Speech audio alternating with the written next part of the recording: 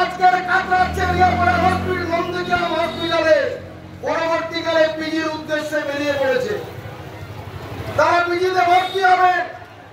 আপনারা কোন দলের কথা বলছেন, কোন মহিলার কথা বলছেন?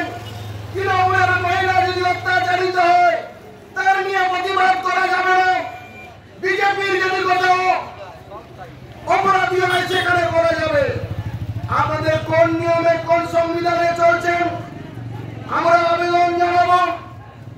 আমরা পশ্চিমবাংলাবাসী, আমরা নন্দীগ্রাম জেলার অধিবাসী, আমরা শান্তি বিরাজ করতে চাই নন্দীগ্রাম 2 নম্বর ব্লকে। আমরা চাই না কোনো মা, কোনো বোন, কোনো ভাই অযথা কোনো হয়রানি হোক।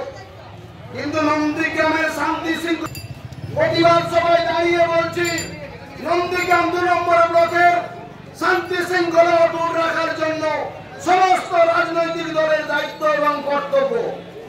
আমি সবার কাছে আবেদন রাখবো, মা বোনদের কাছে আবেদন জানাবো, ক্রেতা বিক্রেতা শুভানুধ্যায়ীর কাছে আবেদন জানাবো। নন্দীগ্রামে যে বর্বরচিত অত্যাচার হয়েছে আপনারা প্রতিবাদে মুখর হবেন, আপনারা সোচ্চার হবেন এবং আর্থিকরের ঘটনার পাশাপাশি প্রতিবাদে মুখর হবেন। রাস্তায় নেমে গণ আন্দোলন সংগঠিত করবেন গণতান্ত্রিক পদ্ধতিতে।